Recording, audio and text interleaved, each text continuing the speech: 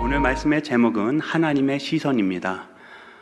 오늘 본문에는 하나님께서 사무엘을 통해서 사울 왕을 이을 2대 왕을 세우시기 위하여 이새의 아들들에게 보내십니다. 사무엘이 이새의 아들들을 살펴보며 하나님께서 택하신 왕에게 기름을 붓는데, 이러한 과정을 통해서 하나님의 시선이 어떠하신지 함께 은혜를 나누고자 합니다. 첫 번째 나눌 말씀은 하나님의 시선은 현재가 아닌 미래를 보고 계시다는 것입니다. 우리 11절, 12절 한 목소리로 함께 봉독할게요. 11절, 12절 시작. 또 사무엘이 이새에게 이르되 내 아들들이 다 여기 있느냐? 이새가 이르되 아직 막내가 남았는데 그는 양을 지키나이다. 사무엘이 이새에게 이르되 사람을 보내어 그를 데려오라. 그가 여기 오기까지는 우리가 식사 자리에 앉지 아니겠노라. 이에 사람을 보내어 그를 데려오매 그의 빛이 붉고 눈이 빼어나고 얼굴이 아름답더라. 여호와께서 이르시되 이가 그니 일어나 기름을 부으라 하시는지라. 아멘. 여러분, 사무엘이 이새의 7 아들들을 한 명씩 보면서 하나님께서 택하시지 않으신 것을 알게 되었습니다. 그래서 이제 이새에게 물어보죠. 아들들이 다 있니? 아들들이 더 있는 거니? 그때 이제 이새가 막내 하나 양을 치고 있습니다. 그걸 데려와라. 근데 그때 다윗을 보니까 하나님께서 얘에게 기름 부어라 이렇게 하세요. 근데 저희가 읽은 본문은 아니지만 사무엘이 처음에 이새의 아들들을 보고 감탄했습니다. 첫째 아들 엘리압을 보면서. 그 6절 말씀에 있는데 엘리압을 딱 보자마자 와, 이 사람이구나. 과연 하나님의 택하신 사람이다. 근데 7절에서 하나님께서 말씀하시죠. 그의 용모와 키를 보지 마라. 여러분, 사무엘이 어떤 사람입니까? 사무엘은요, 일평생 하나님과 교제하면서 성장한 사람입니다. 근데 사무엘이 엘리압을 딱 보면서 이 사람이구나, 딱 그래요. 왜 그랬을까요? 여러 가지 이유가 있겠지만 그 중에 하나가 무엇이냐면 그의 경험이었어요. 첫 번째 왕을 세울 때 사울 왕에게 기름을 붓는데 사울 왕이 다른 사람보다 어깨 위에 얼굴 하나가 더 있었습니다. 그러니까 키가 훤칠하고 용모가 매우 준수했어요. 그러니까 사울을 기름 붓는 것을 학습된 거죠. 이런 사람을 하나님께서 세우시는구나. 이렇게 용모가 좋고 충성하고. 근데 엘리압을 딱 보자마자 사울이 이제 가슴속에 남는 거예요. 이 사람이었구나. 근데 하나님은 엘리압이 아니었어요. 이미 그를 버렸다고 말씀을 하십니다. 근데 마중에 다 보니까 막내 다윗이 나오는데 이때 당시 다윗의 나이가 학자들은 15으로 보고 있습니다. 여러분, 이거는요, 사무엘이 전혀 생각하지 못했던 거예요. 하나님께서 사울을 패하시고 이제 2대 왕을 세우시는데 사울의 고정관념 속에는 엘리압이 적어도 30세 이상이겠죠? 이제 쓰임받을 왕으로 생각을 하고 있었어요. 다른 말로 하겠습니다. 이제 왕으로 쓰임받을 사람을 생각하고 있었습니다. 근데 하나님께서 기름 부으심 받은 다윗을 보니 15살이에요. 다윗이 처음으로 왕이 되는 것이 30세입니다. 그리고 12지파의 왕이 되는 것이 37입니다. 지금부터 최소 15년이 남아있고 23년이 돼야 이제 12지파의 왕이 되는데, 여러분, 사무엘의 관점과 하나님의 관점이 크게 달랐어요. 어떻게 다르나? 사무엘은요, 현재를 봤고요, 하나님은 미래를 보셨습니다. 근데 이것이 우리가 놓치기 쉬운 실수입니다. 왜? 우리는요, 당장의 문제가 해결되길 원하거든요. 여러분, 제가 예전에 우리 중고등부 청소년부 사역을 굉장히 잘하셨던 목사님이 계신데 지금 할렐루야 아닙니다. 그 목사님이 홍민기 목사님이란 분이셨습니다. 근데 그분이 우리 아이들을 양육하면서 은혜 받은 간증을 하나 소개를 해주셨어요. 집회 가운데. 그 간증이 무엇이냐? 고3 학생이 너무나 신실한 학생이 있습니다. 기도하고 예배드리고 그리고 청소년부 활동도 다 하고 공부도 열심히 하고, 그리고 이 고3 학생이 신앙생활을 잘하고 공부도 열심히 하고 자기가 원하는 곳에 이제 대학을 진학을 했는데, 지원을 했는데 결과가 어떻게 됐을까요? 떨어졌어요. 이 학생이 도저히 이해를 못했습니다.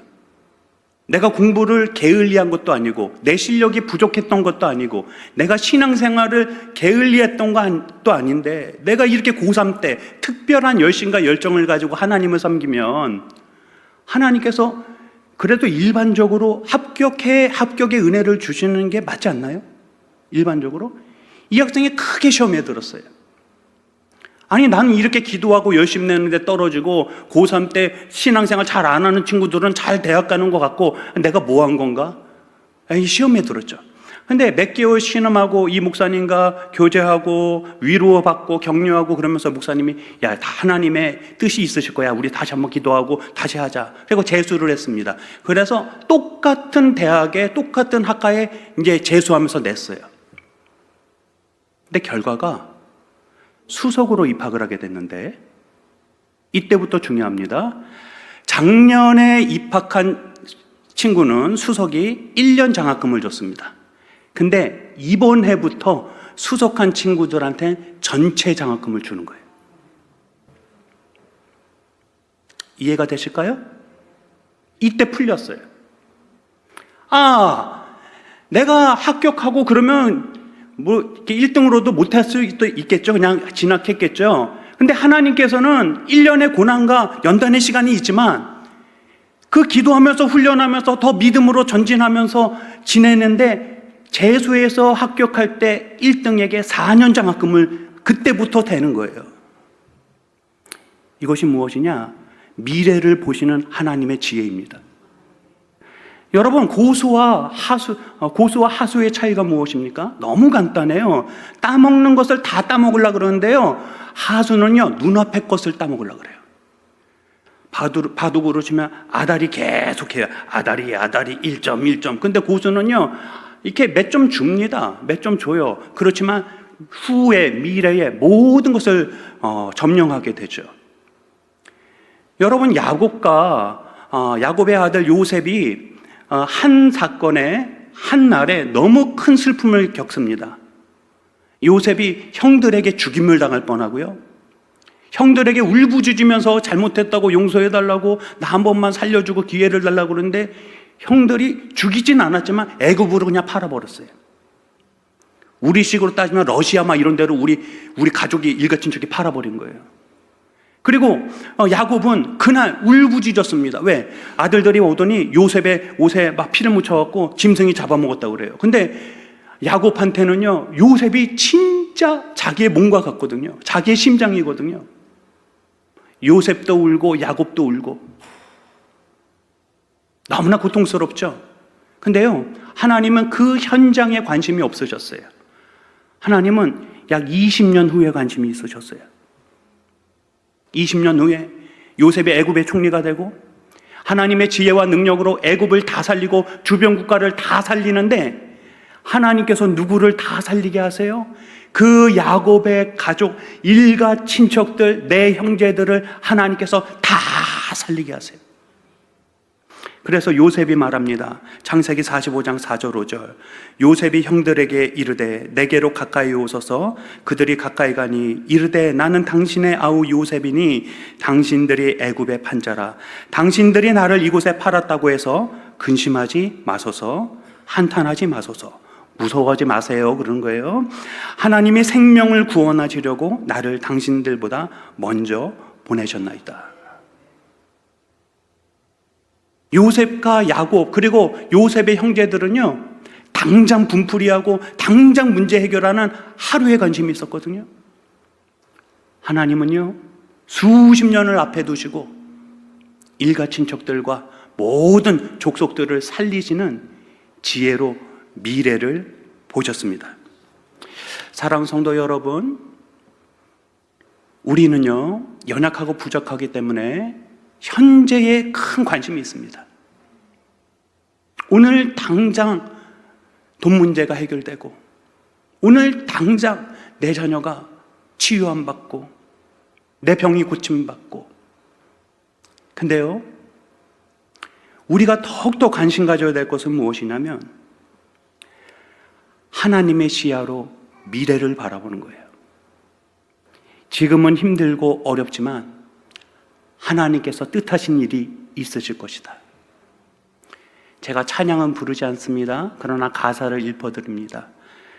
주께서 택하신 일 헤아리기 어려울지라도 언제나 주 뜻 안에 내가 있음을 아노라. 미래를 보는 거죠. 여러분, 한국교회가 지금 다 힘들다고 아우성치고 있습니다. 근데 지금 현재의 문제죠. 하나님의 시야와 하나님의 마음을 갖고 있으면 어떻게 해야 됩니까? 10년, 20년, 30년 후를 두고 오늘 다윗과 같은 하나님의 사람을 키우는 거예요. 여러분, 이것이 믿음입니다. 제가 유초동부 선생님들과 끊임없이 언급하는 것이 무엇이냐? 우리는 자꾸 연약할지라도 우리가 믿음으로 고백하고 믿음으로 아이를 격려하면 하나님께서 우리의 소망과 믿음을 따라 우리의 인물들을, 우리의 자녀들을 국제적인 하나님의 인물로 준비해 가신다. 그러면서 아이들에게 축복을 해줘요. 따라하겠습니다. 우리 아이들한테 그러는 거예요. 따라하겠습니다. 나는 국제적인 하나님의 인물입니다. 그럼 아이들이 나는 하나님의 국제적인 인물입니다. 이렇게 해요. 근데 사실 친구들이 보고 부모님들이 보면 웃기죠. 우리가 뭘 국제적인 인물이겠어요. 그러나 무엇이 없는 거죠? 하나님의 시야와 미래를 보는 하나님의 관점이 없는 거죠. 여러분, 우리가 힘써야 될 것이 무엇입니까? 미래를 보고 미래에 가치 있는 투자를 하는 거예요. 여러분, 미국이요, 정말 무서운 나라입니다. 무서운 나라예요. 러시아가 미국을 넘어설 수 있을까요? 절대 넘어설 수 없습니다. 왜? 러시아는요, 현재를 따먹기 바쁘고요, 미국은요, 미래를 준비해 나갑니다. 러시아한테 미국이 알래스카 땅을 팔라 그래요. 그래, 러시아가 냉큼 팔죠. 아, 저 쓸모없는 얼음의 땅, 쓸모없는 얼음의 땅. 근데 미국은요, 100년 후 200년을 보고 있어요. 이 땅 지금은 값어치가 좀 그래도 큰 지출을 해야 되겠지만 100년 후, 200년 후에 이 알래스카 땅은 100만 배, 1000만 배의 가치가 있다. 그러면서 후손에게 넘겨줍니다. 여러분, 미국이 참 야가요. 미국에 석유가 많이 나거든요. 중동만큼은 아닐지라도 정말 많이 있습니다. 근데요, 미국이 석유를 파지 않습니다. 다 중동에서 갖고 와요. 좀 돈을 더 내더라도 다 갖고 와요. 언제를 기다리죠? 50년, 100년 후를 기다려요. 중동에서 석유 많이 없어질 때. 무엇이에요? 미래를 준비하는 거죠. 근데 이거에 도전을 받고 교훈을 받으시면 안 됩니다. 우리가 준비해야 될 것이 무엇이냐? 영원한 하늘나라입니다. 여러분, 저는 설교하면서 우리 성도님들 가난하게 사세요, 힘들게 사세요, 뭐 궁핍하게 사세요, 이런 적 한 번도 없습니다. 할 수 있으면 유력하게 사시고 할 수 있으면 명예롭게 사세요. 그러나 훨씬 더 중요한 것이 무엇이냐? 우리가 영원히 거할 하늘나라에 상급을 쌓는 거예요. 여러분, 이처럼 하나님은 미래를 위하여 준비하시고 미래를 빛나게 하십니다. 저와 여러분이 하나님의 시야로 무장돼서 준비하고 훗날 더욱더 아름답고 풍성한 열매를 맺는 하나님의 백성들 되시길 예수님의 이름으로 축원합니다. 두 번째는요, 하나님의 시선은 외형이 아니라 중심에 있으십니다. 우리 7절 말씀 함께 봉독할게요. 시작. 여호와께서 사무엘에게 이르시되 그의 용모와 키를 보지 말라. 내가 이미 그를 보렸노라. 내가 보는 것은 사람과 같지 아니하니 사람은 외모를 보거니와 나 여호와는 중심을 보느니라 하시더라. 아멘. 사무엘이 엘리압을 보는 모습을 보고 하나님께서 가르쳐 주시죠.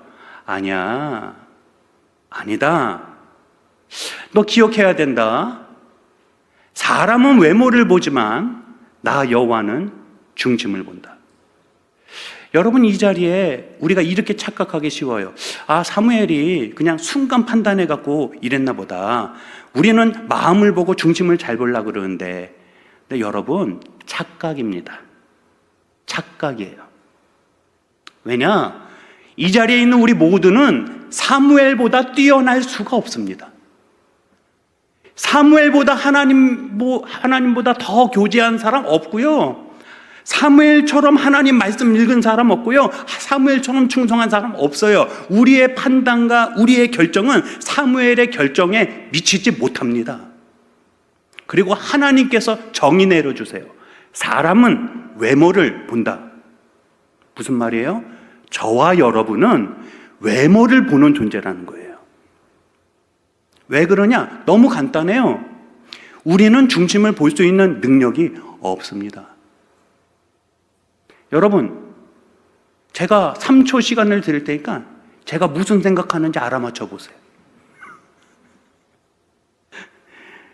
5초 드릴 테니까 골똘히 생각하고 기도하면서 제가 무슨 생각하는지 알아맞혀 보세요. 여러분이 저를 판단할 수 있는 근거는 제 말과 제 모습이에요. 외모입니다. 제가 짧은 인생 살면서 수없이 경험했습니다. 내 자신이 외모를 보면서 결정을 하고, 그래야지, 이러면 안 돼야지 하면서 또 외형을 보면서 결정을 하고, 다른 중직자분들에게, 다른 교회 우리 중직자분들에게 외모를 보지 말라고 얘기를 해주는데도 또 외모를 보면서 결정을 해요. 아니, 외적인 조건들 좋은데 얘가 이기적인 애예요. 얘 좀 조심해야 돼요. 근데 딱 잡아요. 무엇 때문에? 외적인 조건 딱 잡아요. 그러면서 저한테 연락이 옵니다. 어떡하죠, 목사님? 그래서 제가 말했죠. 당하셔야죠. 뭐 어떡해요? 그거 외적인 거 좋아갖고 잡으셨는데 당하셔야죠. 근데요, 하나님은요, 중심을 보세요. 저와 여러분이 힘써야 될 첫 번째 것이 무엇이냐? 사람들에게 보여지려고 노력하는 것을 조심해야 합니다. 둘째, 하나님 앞에 보이도록 노력을 해야 돼요. 사람이 아니라 하나님께.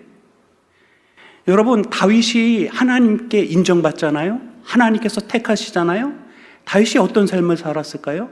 다윗이 사자하고 곰하고 싸우러 나가는데요, 다윗이 한 가지 믿음을 갖고 나가요. 내가 나갈 때 하나님이 나를 도와주신다. 내가 사자하고 싸울 때 사자는 강하고 나를 먹을 수 있는 존재지만 하나님이 나를 지켜주셔갖고 내가 충성할 수 있도록 도와주신다.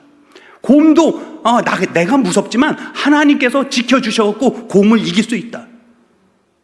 하나님을 향한 전적인 신뢰의 중심을 갖고 있습니다. 하나님 보시기에 얼마나 이쁠까요? 다윗이 사울 왕에게 쫓겨다닙니다. 한 10여 년 쫓겨다닙니다. 근데 이 사울이 쫓아올 때 다윗이 굴에 숨어요. 굴에 숨으면서 기도를 합니다. 이것이 시편 57편이에요. 다윗이 사울을 피하여 굴에 있을 때에, 이제 사울과 군사들이 굴에 들어오면 죽는 거예요. 근데 우리 같으면 어떤 기도하죠? 하나님, 이놈의 사울왕이 미쳐도 단단히 미쳤습니다. 내가 언제 죽이려고 그럽니까?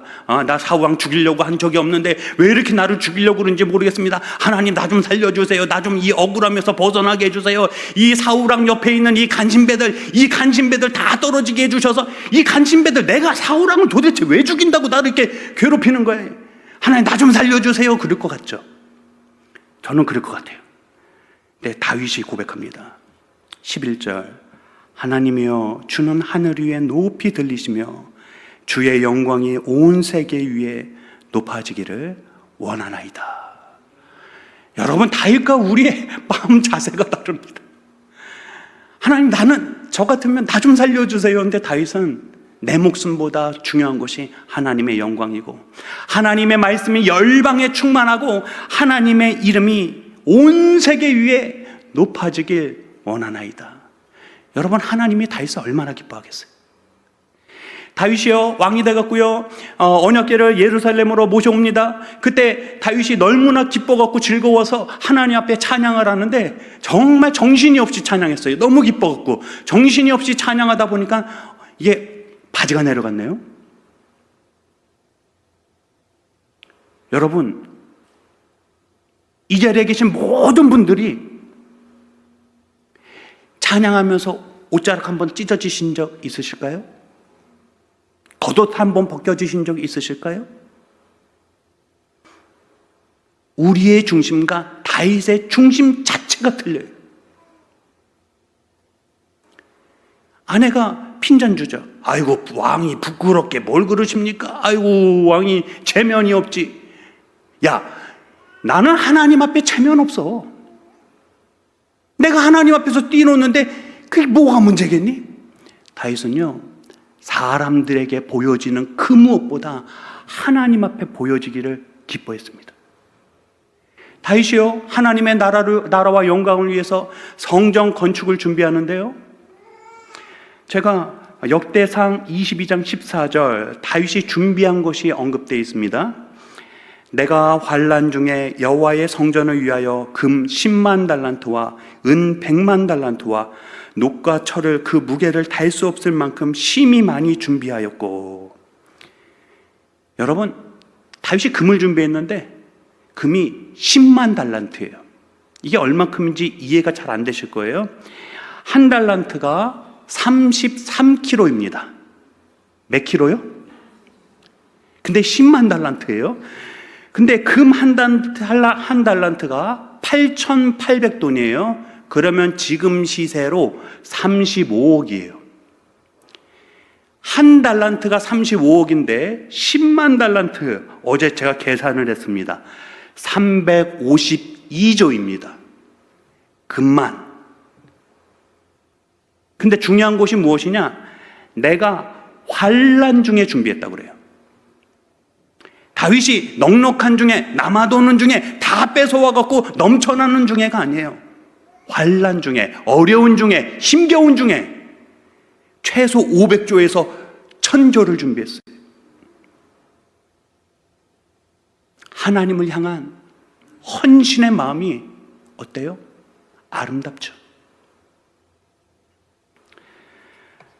여러분, 제가 가장 좋아하는 찬양 몇 가지가 있습니다. 근데 그 중에 한 가지가 무엇이냐면 복음성가인데 나 주님의 기쁨 되기 원하네. 하나님, 내 마음을 새롭게 해주세요. 새 부대가 되게 해주세요. 내가 원하는 한 가지가 있으니 주님의 기쁨이 되게 하여 주옵소서. 주님의 기쁨이 되게 하여 주옵소서. 사랑하는 성도 여러분, 우리가 사람들 앞에 외형을 부끄럽지 않게 갖추어야 합니다.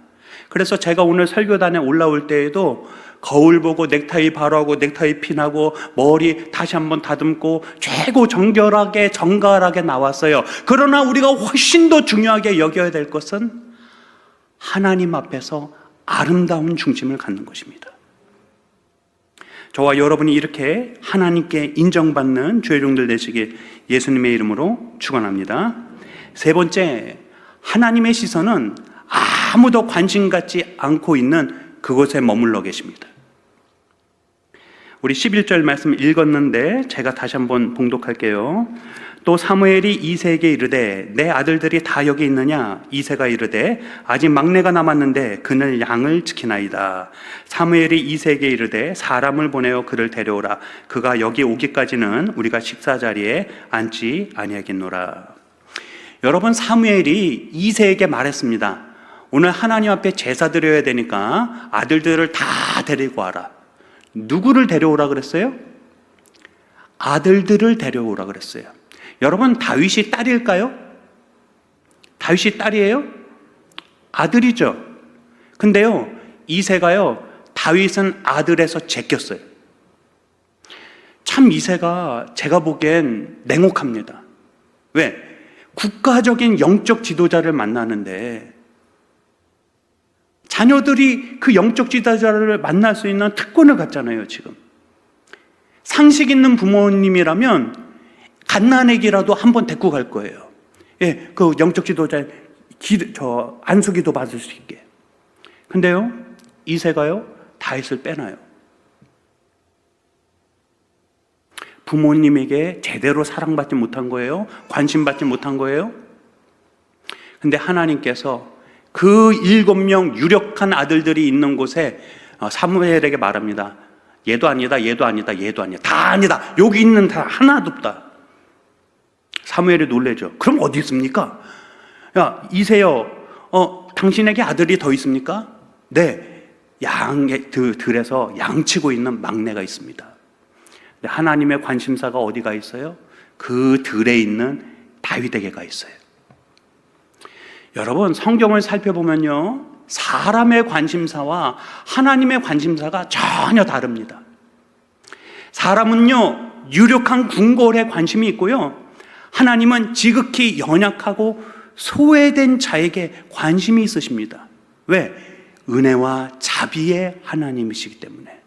그래서 이스라엘 백성들을 택한 이유에 대해서 신명기 7장 7절에 말씀하신데, 여호와께서 너희를 기뻐하시고 너희를 택하심은 너희가 다른 민족보다 수요가 많기 때문이 아니니라. 너희는 오히려 모든 민족 중에 가장 적으니라.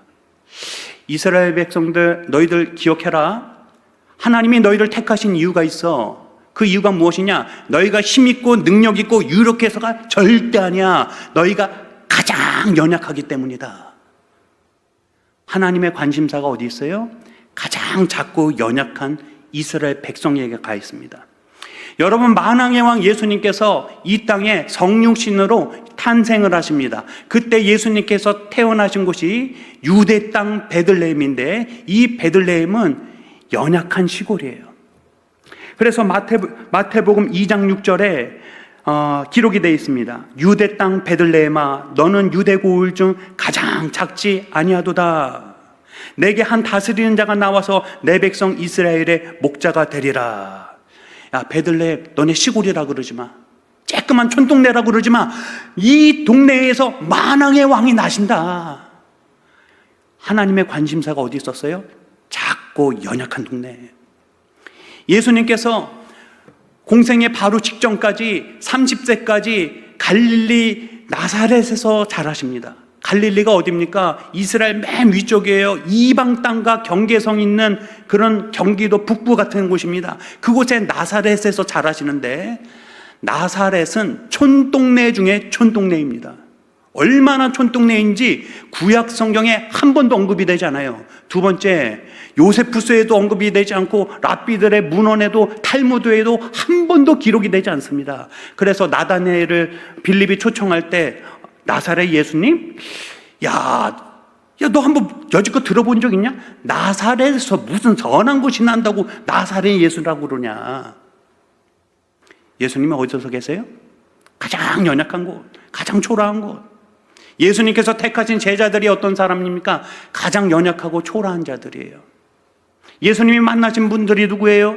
세리와 창기, 그리고 소외받는 연약한 사마리아 여인들이었습니다. 왜 그럴까요? 예수님의 관심사는요, 하나님의 관심사는요, 지극히 소외된 자들에게 향하여 있습니다. 그래서 지금도 저와 여러분이 하나님의 시야를 품기 위하여 힘써야 될 것, 소외되고 열악한 곳에 관심을 갖는 것입니다. 여러분, 가장 소외된 곳이 어딜까요? 미전도 종족입니다. 두 번째, 어디일까요? 열방에서 선교사역 감당하시는 선교사님들이십니다. 세 번째, 독재자들에게 고난과 핍박을 받고 있는 불쌍한 영혼들입니다. 여러분, 근데 제가 이 소외된 곳을 향한 하나님의 시선을 함께 나눌 때 제 마음속에 감사와 기쁨이 가득합니다. 왜냐하면 우리 광주중앙교회가 이렇게 하나님의 일하심에 동참하고 있어요. 제가 매주 금요일마다 참으로 감사한 것이 무엇이냐? 제가 우리 교회에 와서 금요기도회를 드릴 때, 중보기도할 때 한 번도 빠지지 않고 기도한 것이 있습니다. 무엇이냐? 우크라이나와 러시아 전쟁. 3년째 기도하고 있어요. 한 주도 빼놓지 않고. 여러분, 이제 3년이 지나서 사실 사람들의 마음속에 식상해져 있습니다. 이제는 그러려니 하면서 세상 사람들이 넘어가고 있습니다. 그러나 우리 교회는 한 주도 빼먹지 않고 기도하고 있어요. 왜? 그 땅에 그 국민들을 생각하면 그 국민들은 오늘도 피눈물 흘리고 있을 거거든요. 그 100만 명 되는 젊은이 20대들이 지금도 끊임없이 학살당하여 가고, 그리고 땅을 잃고 집을 잃어서 식사를 하지 못하고 있는 그 수많은 영혼들 얼마나 불쌍합니까? 우리 교회가 지금도 몇 년째 말라위 우리 80명의 아프리카 힘겨운 아이들을 위해서 헌신하고 있고, 그리고 우리 전도특공대가 토요일마다 열심히 수고하면서 지극히 작은 영혼들을 섬김하며 사역하고 있어요. 사랑하는 성도 여러분, 이것이 우리에게 가장 큰 위로가 주는 것이 무엇이냐? 아무도 나를 알아주지 않는다 할지라도 하나님은 여전히 나를 보고 계시고 나의 연약함과 아픔을 지금도 살피시고 계시다는 사실입니다. 사랑하는 성도 여러분, 사실 유력한 소수의 사람들 빼고 내 자신을 깊게 알아주는 사람, 죄송하지만 많지 않습니다. 내 경제적 여건, 내 힘겨운 자녀들의 문제들 위로해주고 기도해준다고 하지만 정말 기도해주고 정말 마음을 다해서 위로해주시는 분들 그리 많지 않아요. 그러나 그럼에도 불구하고 우리가 소망과 위로를 받을 수 있는 이유가 무엇입니까? 하나님께서 언제나 보고 계셨습니다. 언제나 우리에게 감당할 능력을 주셨습니다. 그리고 내가 도저히 감당하지 못할 때 하나님께서 피할 길을 허락해 주셨습니다. 이 은혜의 하나님, 이 작고 연약한 자를 돌아보게 하시는 하나님의 시선, 이 시선이 바로 하나님의 백성들의 시선인 줄 믿으시기 바랍니다. 그래서 마태복음 25장에 보면 예수님께서 심판날 천국 가는 양과 지옥 가는 염소를 나눌 때 그 기준이 지극히 작은 자를 살펴보고 돌아보았냐 이것이었습니다. 왜? 하나님의 시야를 가진 자는, 예수 그리스도를 구주로 영접한 자는 예수님의 마음을 품을 수밖에 없고 예수님이 원하시는 작은 영혼에게 관심을 가질 수밖에 없습니다. 저와 여러분이 하나님의 시야로 무장돼서 지극히 연약하고 힘겨운 영혼들을 사랑으로 돌보는 데 힘쓰는 주의 종들 되시길 예수님의 이름으로 축원합니다. 말씀을 정리하겠습니다. 하나님의 시선은 언제나 현재가 아닌 미래에 계십니다. 외형이 아닌 중심에 있으십니다. 또한 아무도 관심 갖지 않고 있는 소외된 자들에게 향하여 있으십니다.